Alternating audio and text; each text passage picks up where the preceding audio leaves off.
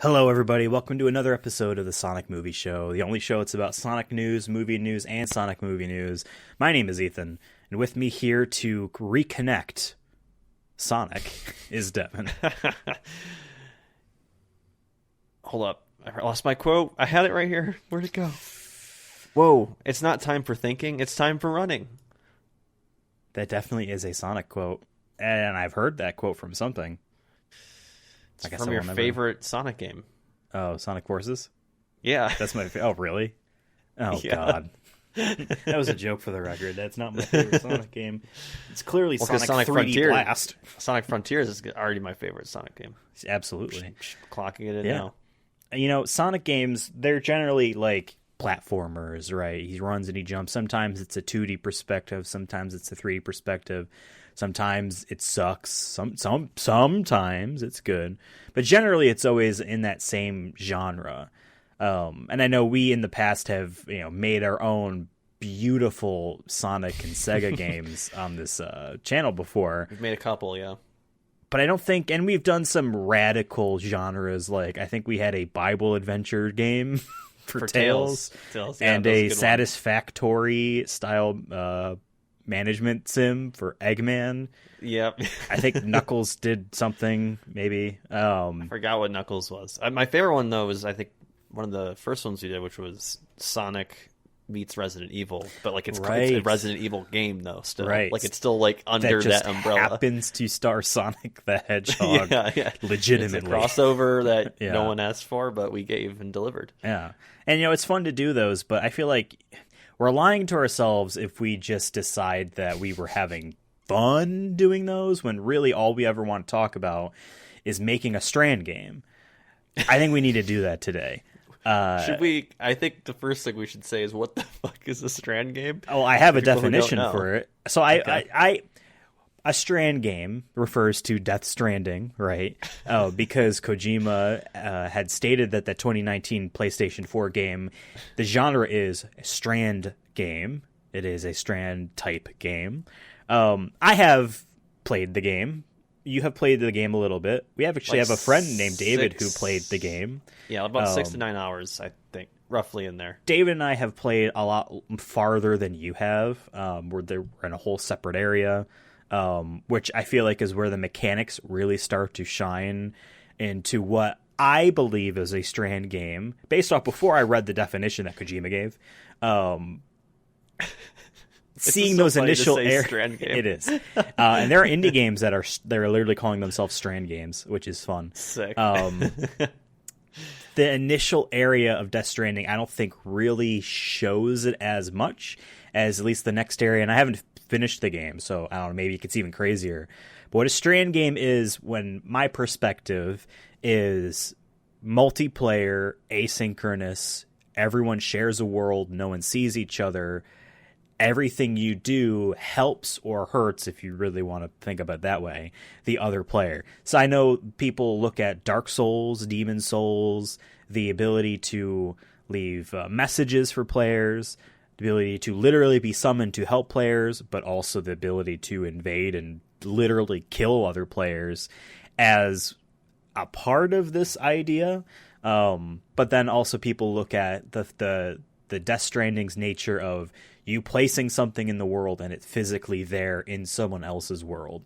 There's a mechanic in the second area where, spoilers for you and the world, where there are roads that you can rebuild. You don't get to make the roads. They're the preset paths, but you're adding materials to them to build them. They cost a shit ton of materials. And while you can do it yourself, and I certainly tried because I had a lot of fun building roads, every so often it pings your server to see if anyone else added materials to that hub spot. You add, like, the spot adds, this couple 100 feet of road. That's what this little machine thing deals. You put the materials in there, you can upkeep it as well. So it pings to see, hey, anyone in this, this cluster of players add any materials. Okay, and then little things will pop up, say, 43 players used the roads you built. You helped them, and they've helped you. And I've booted the game up after building some of the roads and seeing a lot more rebuilt. A little bit of me is like, oh man, I wanted to do that. But a lot of me is like, well, I don't have to now. Someone else did it. So that's what I think is a Strand game. You could also, I guess, maybe think of like the weird alien nature of the goopy things. I feel like it's an aesthetic too. Like when I first hear it, I don't know what Kojima's definition is. I've always heard him call it, but I don't remember the full context, I guess, or quote from him.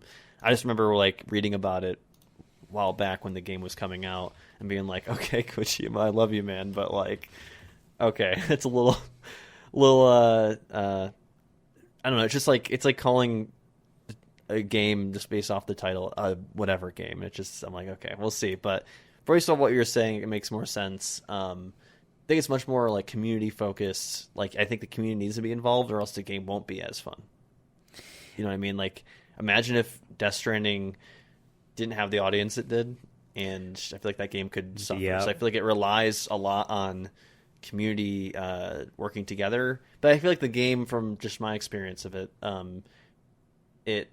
you need it to progress though, like at a reasonable rate. I think so, because I feel like, like I said, if no one was playing the game, I think it'd not be very fun for even the people who like the game. I personally just don't have the time commitment. I appreciate for what I did play, and I thought it was interesting and cool and different from anything else I've played before.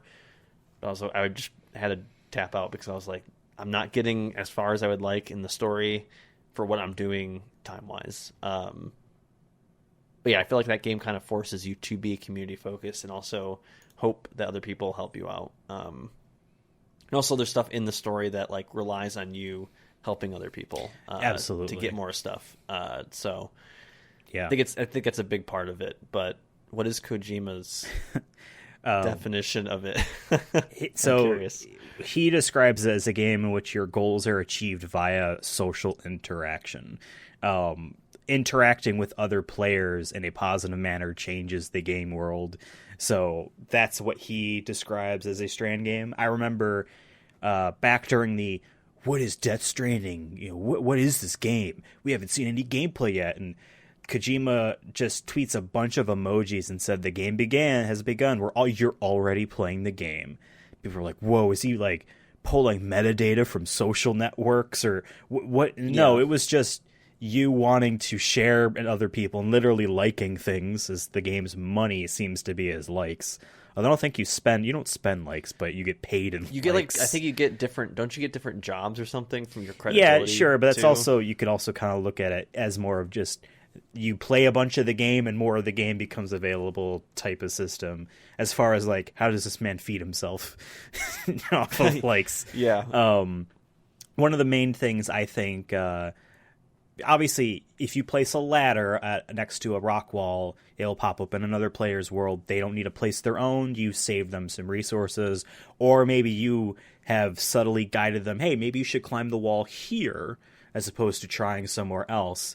There is that part, but what the game also does very often is if you drop a cargo or materials or something and you leave, I think it's 300 meters away from it, it vanishes from your game world and it pops up in someone else's for them to find, pick up, and deliver to wherever you were going to deliver it to.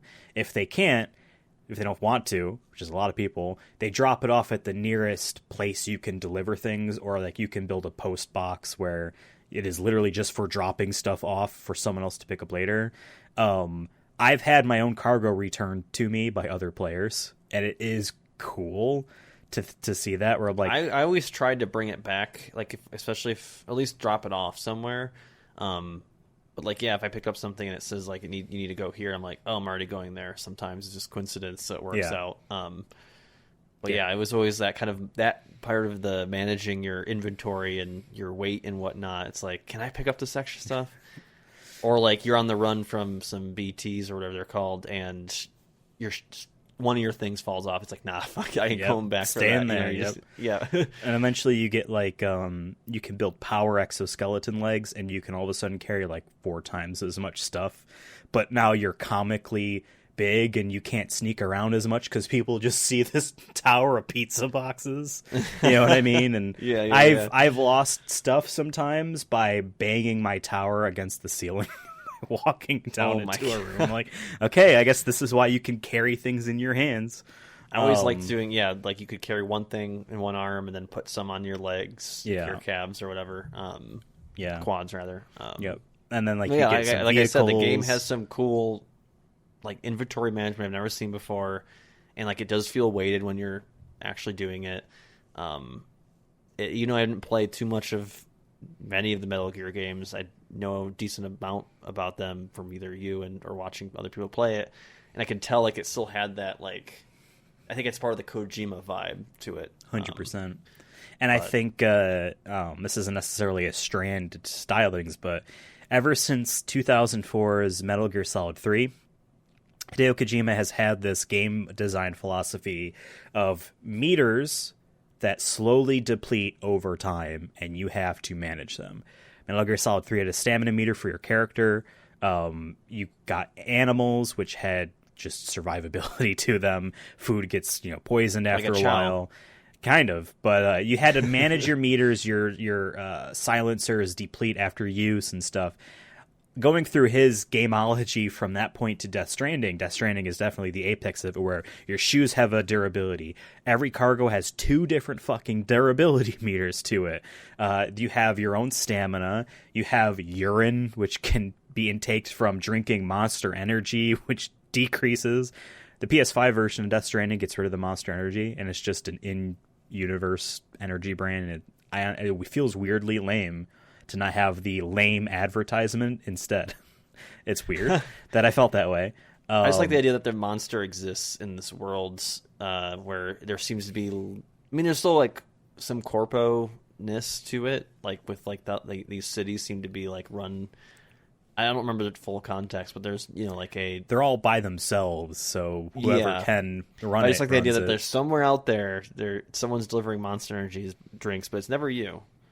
Maybe exactly. Maybe they live there. Maybe they eventually, and of course I didn't beat the game. Maybe there was a Monster Energy drink place you can go to, but there somewhere in the second area, there is a farm that uses the time fall to grow wheat really fast, and I'm like, cool, for food. No, it's to make beer. I'm like, because a porter is a type of alcoholic beverage, and he's a porter that delivers. That's a fun thing to say. That's what they make beer. There's no one lives anywhere near here. I haven't seen any food growing places, no agriculture places. This place makes beer. Hideo Kojima is a masterpiece of game design creation. Anyway, the meters and all that stuff is cool. Fuck Death Stranding. I love the game. We're talking about Sonic the Hedgehog now. So we have a definition of what is a Strand game. How do we develop that into Sonic the Hedgehog? Yeah, I think this is going to be our toughest one yet, because I feel like it's my longest boy yet. It's our longest boy yet. I feel like the obvious thing to do would just put, you mod Sonic basically into Norman Reedus, and then your Sonic's doing Death Stranding. But I feel like we need to like completely scrap. It needs to that. be a new game, right? A new Sonic game that has this a part of it, right? Do we just want to mod Frontiers or make a sequel to Frontiers where you do an activity here and it helps someone else out? Like, in order to help other players, there has to be something about the world that would need to be changeable. So for Sonic, what would that be? Because Sonic's really all about avoiding things, not adding to things. Going as fast as you can, and then Death Stranding is all about, honestly, like, you're not going too fast, really. Like, the game's pretty slowed down. As safe as you can. Yeah. Yeah. So I think that's a polar opposite, which I think makes this tough.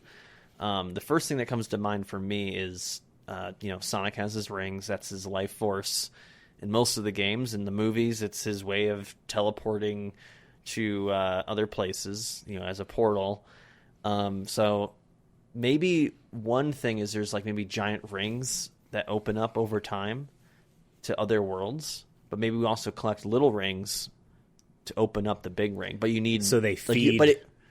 You feed the big ring to get to the next world. But the way you get rings is maybe. So I don't want to do Death Stranding though. So I don't want to have like too many like like tasks. Like it's delivering tasks, like fetch quests. Like I feel like there needs to be something Sonic to that. But generally speaking, I feel like we have all the people in the server or whatever you want to call it that don't see each other. All the other Sonics that don't see each other. Yeah, it's scary. We're all contributing. We're all contributing to a big ring. And maybe the ring is like a seasonal thing where they're like, this month here's the new ring to get to this new worlds. And then obviously you go to the next one, but like if you don't open it in time, the game like ends or something. Like I think that'd be an interesting. That would force people to really be like, "Hey, you really give a shit about Sonic? You want to see what happens next? You don't want Sonic to die, do you? Yeah, save him." Or maybe you get pushed back or something to the next world. You get sucked back into the other one if you fail to go to the next worlds. Remember No Man's Sky?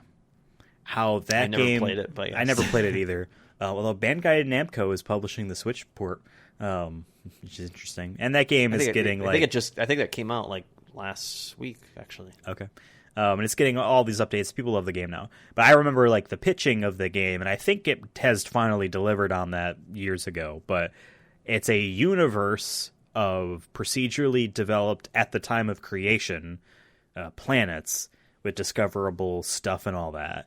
But there was a goal, which is the center of the universe. That's where every player wants to go to, I guess. I mean, you can dick around and do other things, but I think that's supposed to be like, if you want a big goal and you don't want to just Minecraft forever, that's where you should go.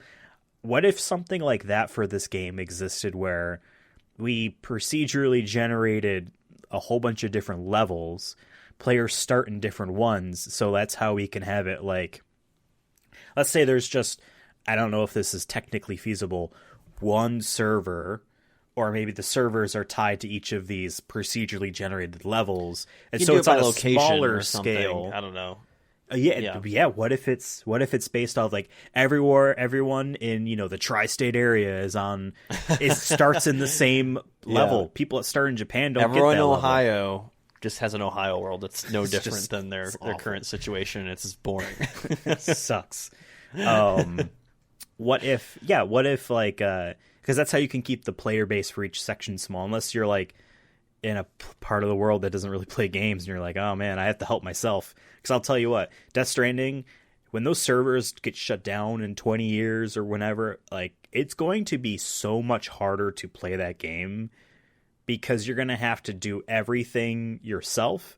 You're going to have to... I wonder if there's even a fallback that they can add to the game. Maybe there's there's none. So they've patched the game before the servers go offline where it decreases, what you need for everything so low. It's like you just need basically one trip's worth of stuff. I don't know. I always wondered if there was enough, like if they ever had like stuff put up that was just AI created or just made by the game. They do. Yeah. But it's not nearly enough to constantly have I'm constantly getting more. Yeah. To play offline, basically. Exactly. But in any case, so you have a small group of players that start in this one level, and in order to get the exit ring to open to the next level, let's say you give an X amount of levels, regardless of who you are, where you start playing. Like, you need to finish X amount of levels before you, quote-unquote, beat the game. Everyone's Sonic Strand game is different from each other. Sonic variation. Maybe you have a number. You're like Sonic the Hedgehog number. Maybe it's a multiverse kind of thing, because that's a hot fad right now. Just say it's the Sonic multiverse or something.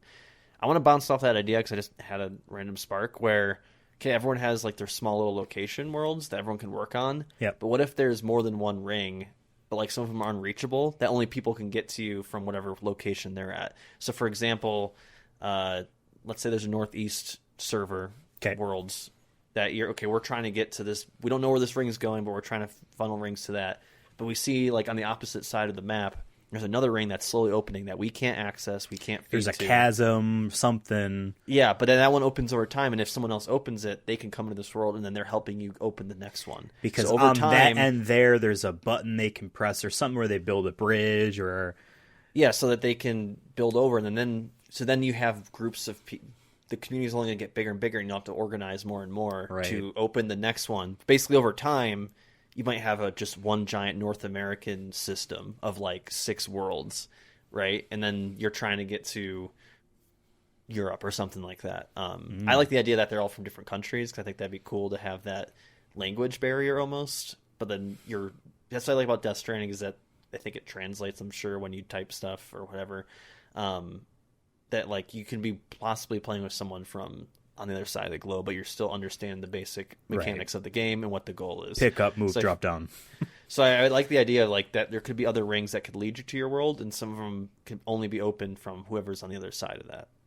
And then they can get to, but then they could help you get to, like, because maybe your ring is harder to get through than theirs was, but that's on purpose. We don't know they don't know it's like algorithm that's makes it all. Exactly. Like, maybe it's based off the amount of players in that world. So you're asking like, hey, someone in Kansas, if they have a Kansas server and there's not many people playing it, it takes that into account for the world. That it, like the effort one person 1,000 rings. Yeah, you need 1,000 rings to open your ring, because we know that you only have 5 of you who play maybe 3 hours a week. Right. You know.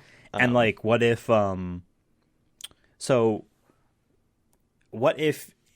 some of these rings, maybe not all of these, because I like the idea of, there is a floating continent that no one can reach from the ground that has a ring that people can come into, like you were saying.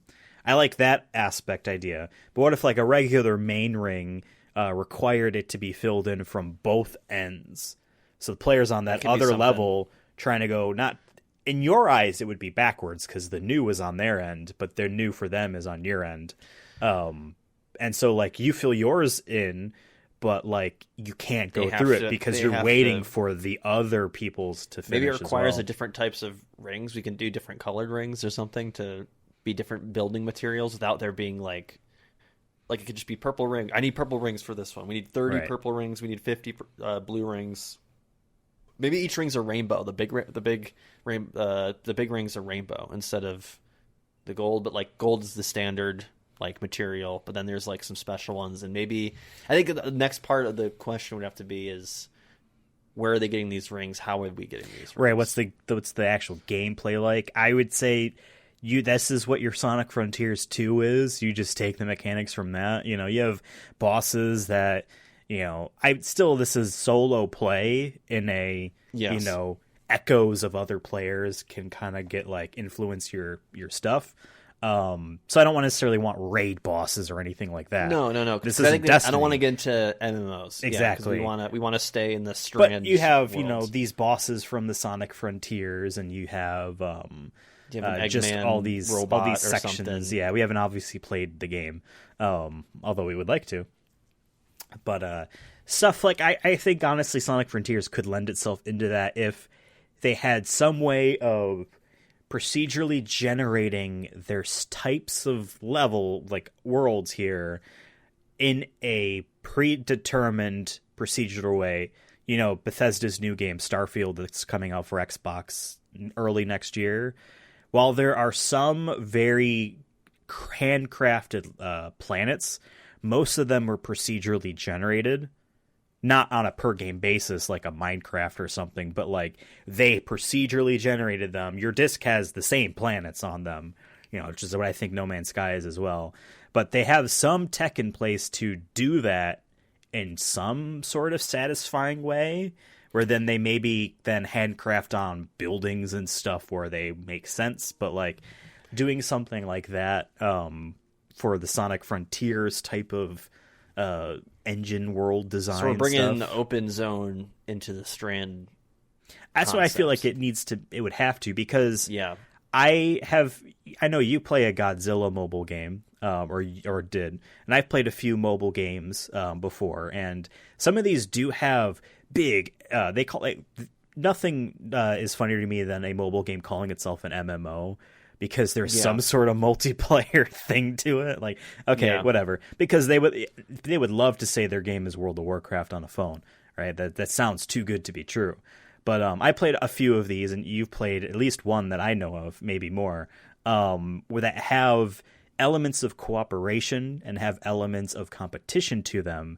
But they're always in these walled gardens of seasons or just times of daily things and in menus, and and lists and loadouts and stuff like that, where it does not feel like that feels more spreadsheety in terms of how do you interact with other players and what's my friend code and blah blah blah. I think an open world game or an open zone game just makes it feel more natural as a discovery thing, which is what I feel like open world games were always supposed to be about: discovery, discovering something in a procedurally generated world that other people can find too. You lay a marker down of like, hey, I think that there's a ring cache here that's buried. You can dig it up by doing those little cyan fight loop. This boss, you get 5 platinum rings. Right. There's a little cave up in this mountain that like I think you can get to. Let's try to do it or something. I don't know how springs and all that pop into procedurally generated, but again, like with any of our games, we're assuming it's good. Yeah, we're assuming it works. The technology works perfectly. Exactly. So we get to get away with that. I do just want to mention that every single time we do one of these, so we don't get the inevitable like, oh, these people don't know game design. This isn't a world where our idea works. If this was possible, it would have been done already, or something like that. Yeah. Yeah. Like, do you think that it would need to be an open world, or do you think it could be level based, like level based? Maybe there's like levels for like. Maybe there's like certain like little portals you can go through that are just already there, that are pre-made levels or something, and they're like a time trial or something for that kind of replayability that we see in Sonic games. I feel like we need to still like bring in some elements of Sonic. So maybe we have like some time trial levels that you can do.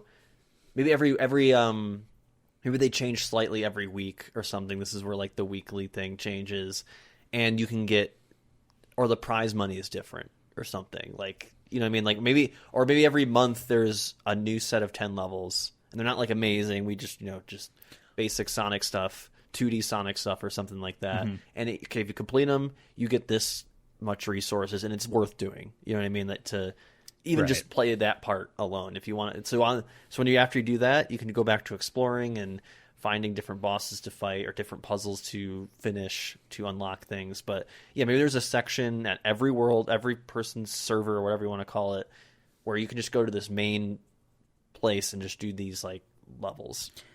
Here's change every month. Piggybacking off that idea, you have your weekly challenge that is a leaderboard for a level, and it's global with every player. The top players get rings, which then they can use in their, we're calling them servers as of right now, but their local levels to contribute for their thing. So there's a competition of like, if I do really good, my people get helped. You know what I mean?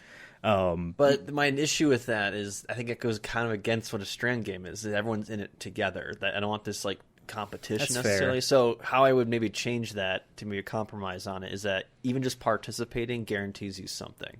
That you're guaranteed to get 100 rings.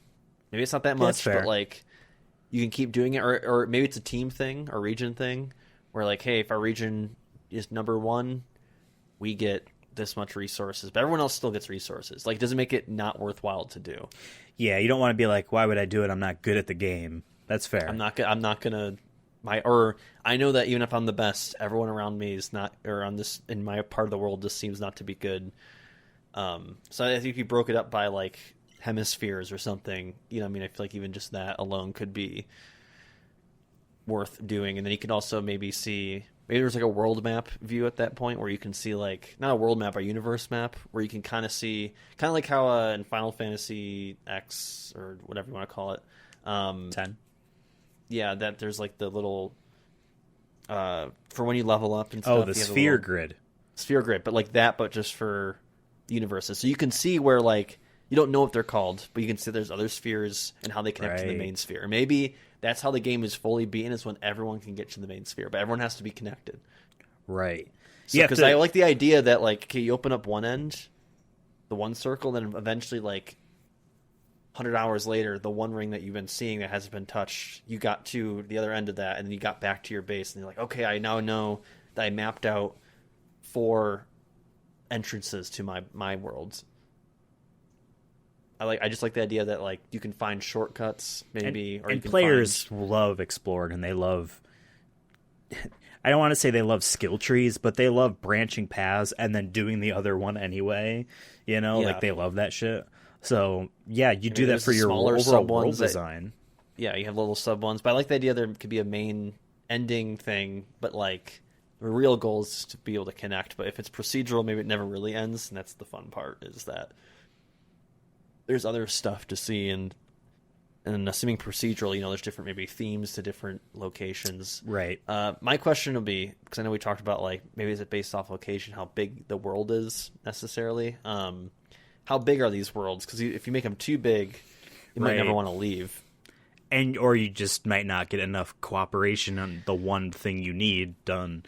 So like I would say like depends. In terms of scale, like are we talking like Skyrim? Are we talking Spider-Man?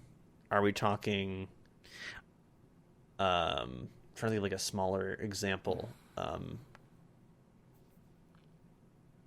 Like a smaller open world, like a Mario Odyssey, where it's like there's no, I know it's not really open world, but you know what I mean. Like in terms of just like map size, it feels how big are these? Freeform. There's no like start and finish. Yeah, I understand what you're saying. I think what would the average, I guess, the cop out is whatever Sonic Frontiers does, because honest to God, that's kind of what I think.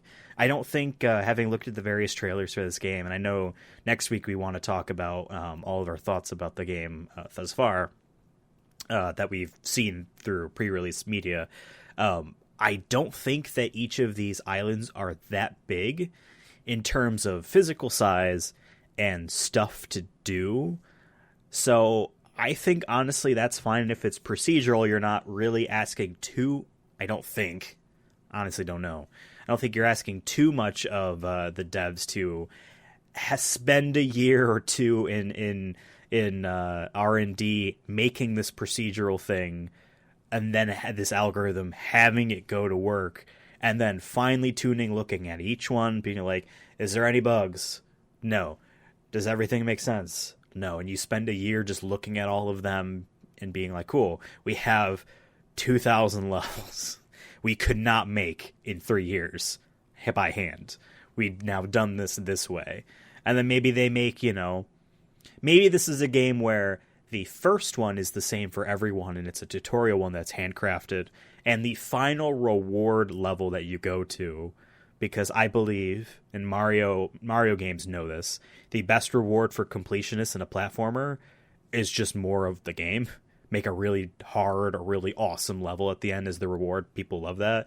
They make a bombastic, awesome final level for you got to the end, you didn't get there alone, you all get there, and guess what? You can see everyone's ghostly, form going through the level at the same time. This is the one part of the game where, like, it is the MMO, where you can see everyone talking at the town square and asking, for resources, or whatever, even though you can't trade. buying adamant longsword, type of RuneScape stuff. I want to say I'm like just said it, but I like the idea that you can't trade in this game. Like I feel like.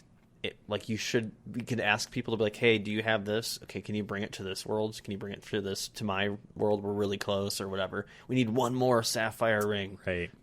Because the more each of these are connected, the larger your group can be.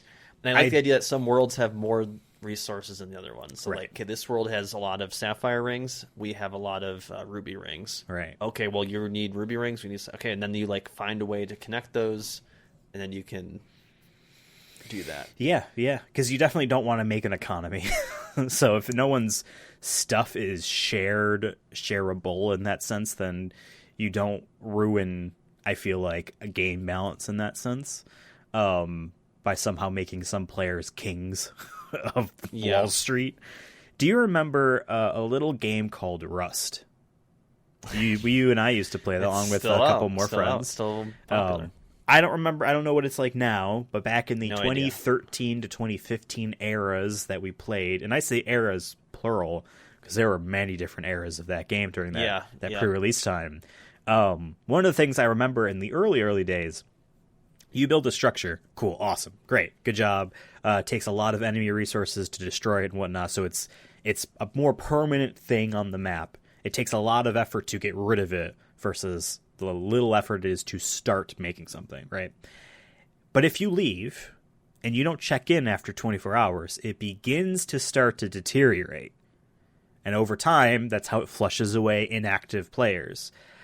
I think something like that, of some sort of inactivity in an area, a server, a local, whatever we want to call it, does deplete rings from your end goals. You know, it really requires constant effort to make it happen. Not necessarily like every hour 1% gets depleted or something stupid like that, but like, hey, if after a day you cut 5% off if it hasn't been touched, you know what I mean? If no one's added to it, or maybe a certain percentage of players or something. Maybe part of like I'm imagining like a thing pops up where it just says X number out of the number you need. That's how much you have, and you can bring it there and add it to there. But maybe there's like another section that says like daily requirement, and it's like a small section. But anything added to that daily requirement also gets added to the final. Right. And that kind of forces you to be like, and it's always the basic stuff. It's not like you need to find a rare item, but just like you have chaos emeralds that you can place in there or something like that. None of that stuff. Yeah, just the regular golden rings that you get from anything. I like that, because then also what that does is it forces you to, obviously, if it's a small group of players in an area, be decisive on what they want to do. But when you start to branch out and you're now connected to a web of sorts, because I imagine that there will be lots of small webs at the beginning that slowly become connected over the course of this game's life. And knowing gamers, it will probably take 2 weeks before the entire game is mapped completely. But that's when you do it on a per console basis, so that they're all different. You have to start over. This then forces you to be like, all right, we're working on this, but we have other exits that are slowly losing rings. We got to go back and maintain some of those as well. We need that exit or connection, whatever you want to call them, because that's our only access that we know of where we can get these ruby rings that we know we can only get from this one level, that we can only be attempted 3 times a day. So I like the idea that you can replay boss fights or something. Maybe that's like a slight change to them or variation to it. Not necessarily harder, but just like, okay, this time he shoots lasers instead of homing missiles or whatever. You know what I mean? Right. But you know that he can only be fought 3 times a day, respawns 3 times a day, for your worlds, not for the whole server. And then you can get X amount of resources from them. And then where do you contribute them? But like maybe you'll find a route that you know of that you're like, okay, I only have 30 minutes today. I'm just gonna knock out these 2 bosses and get the daily requirement on my end. Maybe the daily's I like the idea of the daily being for everybody, but maybe the daily's higher depending on average player count. It's like I'm gonna go chip in my count, because like you can directly take you 3 months to do it, but if everyone just chips in a little bit every other day or something, I think that's cool too, because like that rewards people like me who are like, I can only play 3 times this week and it's half an hour each, but I still want to feel like I'm part of like the grind of it, without maybe. And obviously there'll be rewards for people who grind maybe more, like whatever it is. Off of that idea, what do we do for the player that started a year after the game came out? How do we instance this based off of how far along are you as a player? Maybe there's... Because like one of my previous idea, as we were talking through and our idea evolved, was you just have to get through 7 worlds and you're done.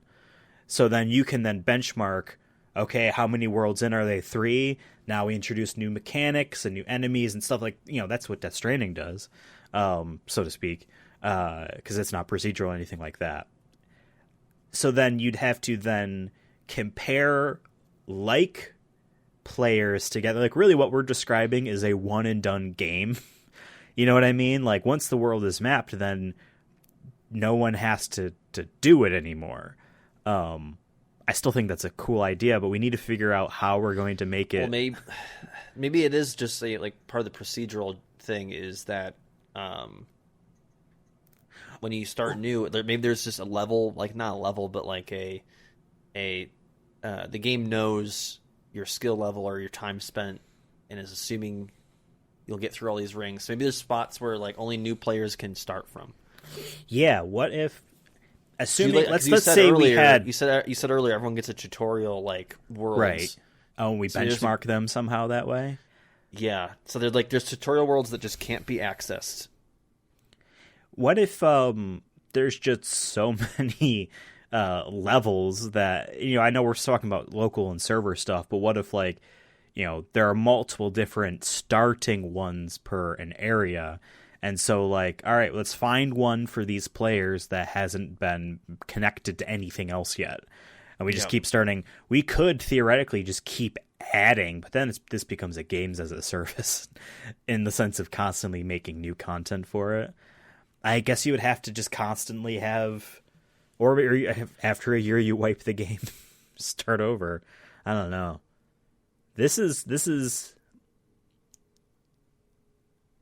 an interesting idea. I think it like out of all of our ideas, and I think I say this every time we do one, I'm like, I would play this, and I feel like this is our best one yet. But like on it, like I feel like this would be like a cool concept, like just outside of a Sonic thing. But just the idea of like, there's a main hub that everyone's trying to get to, and it's incredibly difficult. Like it requires a player base of 200,000 active players playing constantly. Right. You know what I mean? Like we're assuming everyone's going to play this game. And when you like get the there, AI, then you have the AI knows how many players, and like so like if it doesn't hit that number, we're adjusting more, things, and when the servers get shut offline, we patch the game to allow none of the iffy things to really matter all that much, and you can kind of breeze through it because you are truly alone when the servers are offline. When you get to that center, okay, let's think for a second here.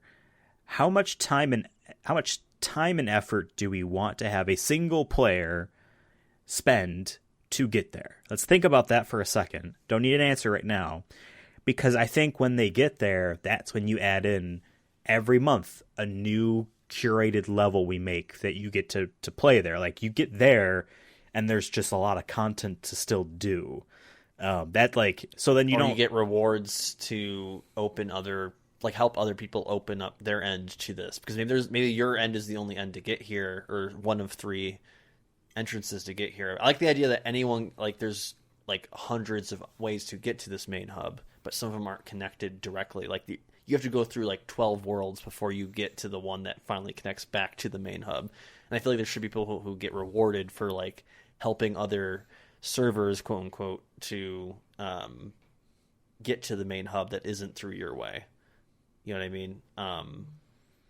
Maybe there's a way to prestige or something where like you get sent back then do it again.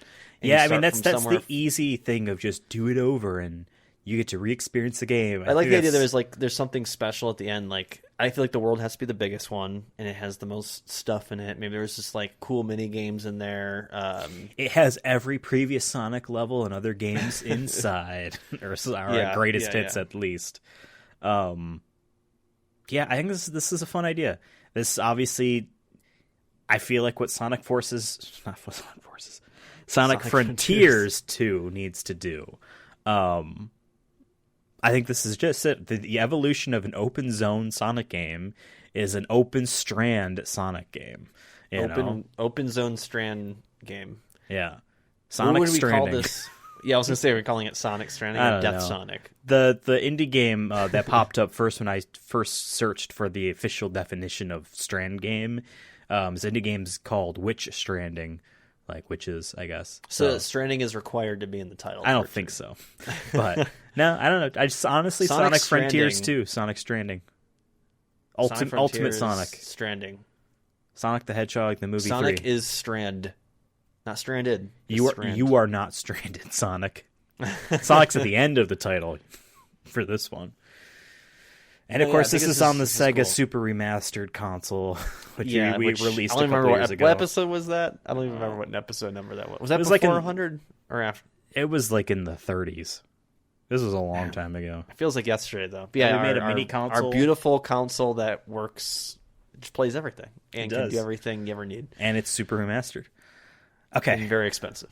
You can find out more of our ideas on Twitter at Sonic Movie Show, on TikTok at Sonic Movie Show, on the YouTubes and any podcast platforms at Sonic Movie Show.